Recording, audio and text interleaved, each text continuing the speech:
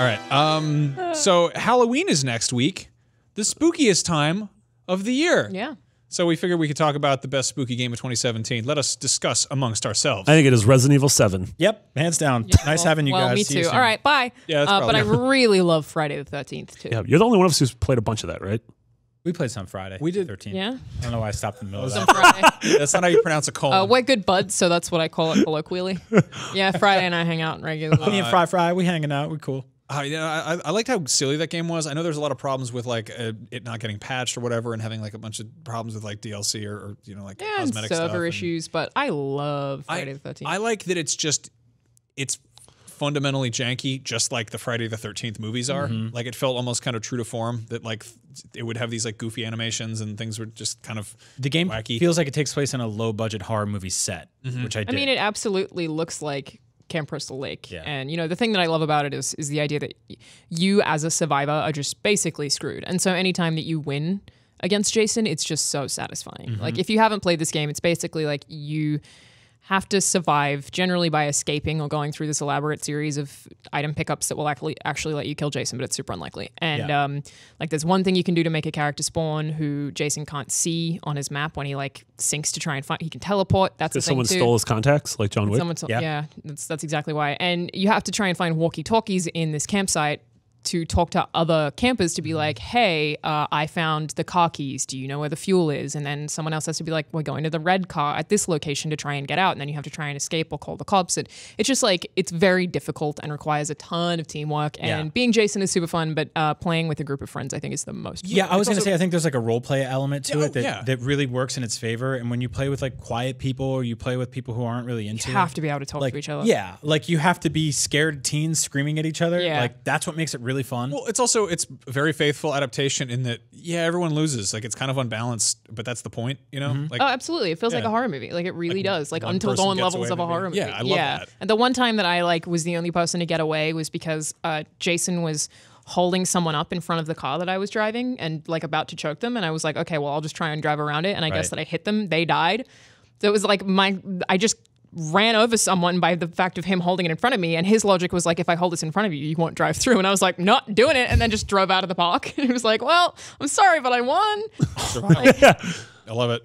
Resident Evil 7 Resident Evil 7 Biohazard. This is First 2/3 of that game. I think it's Yeah, I still think that if you gave me a piece of paper that I could draw the first two houses of that game perfectly. I think that the design is so good and so memorable. Like it's right up until the boat and the salt mine stuff at the end. It's just such a good game. I totally agree. I think like it falls apart at the end because of a big issue is level design towards the end and the lack of enemy variety. But you're totally right in that the beginning of this game or the first 2/3 of this game feel very real, and that's stupid to say about a game with nightmare mud people in it, but the way the house is designed feels like a real house. It is a tangible, lived-in space that is terrifying. It feels like walking into a house in the middle of the woods, which is what the game's about.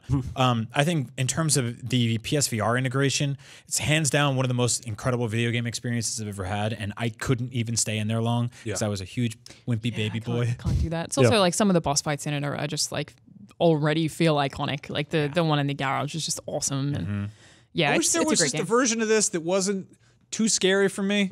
Actually, how much of it did you play? Not like a little bit. This part is scary. This is very and then scary. after this, it gets like it Little gets bit more video okay. gamey. Yeah, Maybe it gets I'll- way more video yeah, gamey. maybe I'll jump back into there it, are but- chase sequences, but like once you get past the start of it is horror game. Yeah. Then it is Resident Evil. See, that's Also, what- if you upgrade your personal settings to not be a big chicken wimpy baby, then How do you upgrade know. personal settings? Is that a microtransaction? You got to do the gotta flex in press the the mirror options every button. day, every morning. Get a bravery loot box. Surprise yourself. Look in the Right. mirror and go, ooh, until you jump, and then when you stop. If I dress like a ghost when I play the game, will it be less frightening? That's very. Why would you look in that pot if there's a cockroach in there? It's disgusting. It'll scare the people you live with if a they really come home good and game. see a ghost. Yeah, Yeah. maybe that's the trick. Max, you did play a good scary game. You played Little Nightmares. Yeah, that's not scary at all. I clearly am a big wussy baby. I think that game It's is. like, fun. it's like I that think, chicken the whimper. last boss fight of that game was super Oh, yeah. creepy. That game is it feels like being scared of stuff when you're a kid. Yeah. Like it feels like in the same way that old, like, I don't know, you watch like a weird old Spirited Away. 80s kids movie or something. It got a lot of Spirited Away in it, but almost like there's a stop motion Alice in Wonderland movie that was made by some insane Swedish woman a million years ago,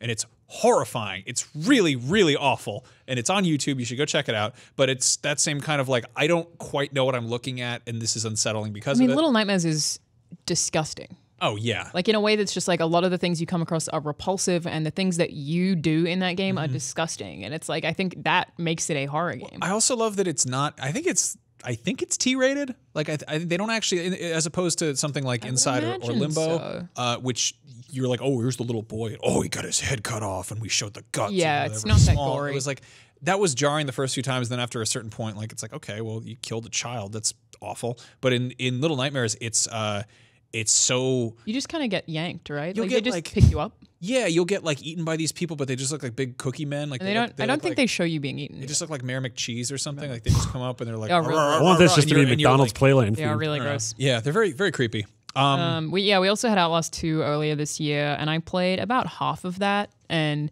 yes, that game is scary, but I didn't particularly like it. And I think it's because it feels really disjointed. And it's also like the best thing I think about Resident Evil games and Resident Evil 7 is that every now and then you have a comfort space. You have a place that is safe, and then you leave that space, but you know that you can go back to it. And I think that like really makes everything else you do terrifying, whereas Outlast is just constant terror. And like at a certain point when you don't have anything to ground you, it's like hard to frame that, I think. And like that, I feel the same way about PT. When you get to the door, you have a second of comfort. Like you're like, I'm opening the door, I'm okay for a second. Like I know that I'm okay in this second. Like it's usually until I get to that end corner, I will be okay. And I think that Outlast 2 not having that really bothered me. I just always felt on edge. Never had anything to bring me back. I liked going into the safe rooms in Resident Evil 7 because even when like a mud monster was coming to the door, you just close it and they play like, that bye, and they'd be like, all right, yeah, it's cute fine. guitar music. I'll give you some time. It's all right. They never take that away from you either. Another game came out this year was Observer, which kind of went under some play people's radar. This is this weird first-person cyberpunk horror game. You play as Rutger Hauer. I saw you play that. That's and right. it's really it's like sci-fi horror, so it's kind of interesting because it's immediately unfamiliar because you're in this like weird distant future.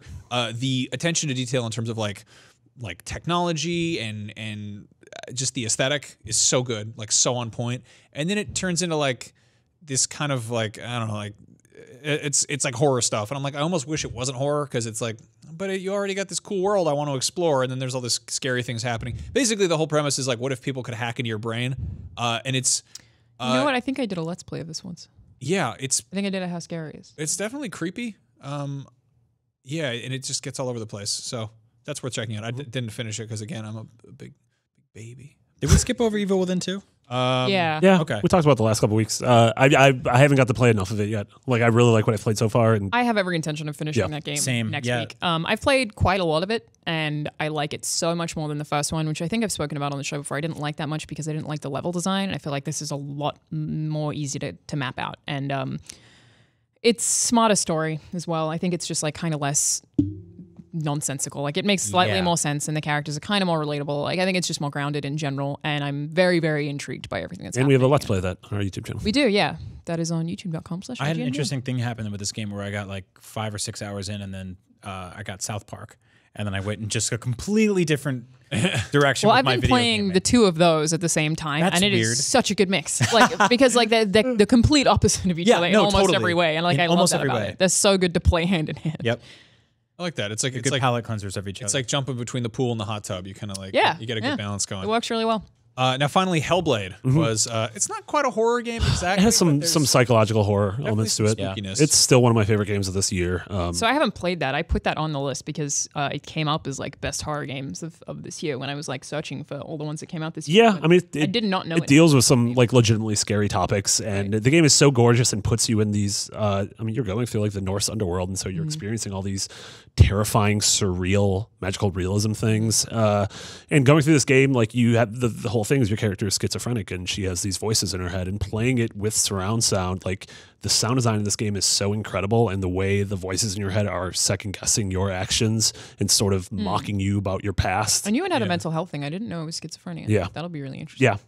It's definitely one of those games. It's way different than anything else that's ever been made. And I know, Max, you weren't as high as I was on it, but I totally think this is a game that flew so under people's radars. It wasn't really marketed. No. Yeah, it fell in a very strange spot. I feel like it could have been improved by being more walking simulator, less video game. But I think it's what's worth noting is I think that it's a very sort of personal, emotional game masquerading as something more familiar in video gamey, and you can almost kind of acknowledge that by the fact that it's called Hillblade Sacrifice. Like they kind of had to hide the touchy-feely part behind something that sounds like a cool sword. It's got some really, really cool parts to it. I love that there's a bit in there where they basically make a mechanic out of that feeling of walking through the dark and thinking something's behind you. And I can't even remember if you're actually being followed or not, or if it's just sort of like it's just like get to the light, get to the light, get to the light. And and you're creeping through darkness to just kind of get to that, like, you know, top of the basement stairs kind of feeling. Right. I think it's also arguably the best, the two of the best performances of the year. Yeah. Just in terms of acting and voice acting and mocap and everything. Yeah, I thought it was gorgeous and really original, and really high concept and just brilliant in the way it tackles a lot of the themes, but I just thought actually playing it felt a little too video gamey. Like there were multiple areas in a row where you walk into this really interesting, really gorgeous, really haunting environment, and you spend 15 or 20 minutes lining up light puzzles. And I'm like, well, that feels like a waste of space, you know? But I'm glad it exists. I hope we get to see more things like it. It's 6 or 7 hours long, right? Maybe even shorter. So it's something you can totally rent and fly through if you're looking for something cool to play through before Halloween or for any time through the rest of the year. Old Sam Hain. Really play it whenever you want. There's no restrictions. Yeah, really. Yeah. No, it has to give you one scare though. Oh. Thank you for watching that small snippet of Beyond. If you'd like to see the full episode, as well as our weird Let's Plays and our readings of our love letters, head on over to youtube.com/IGNBeyond and subscribe and say hello today.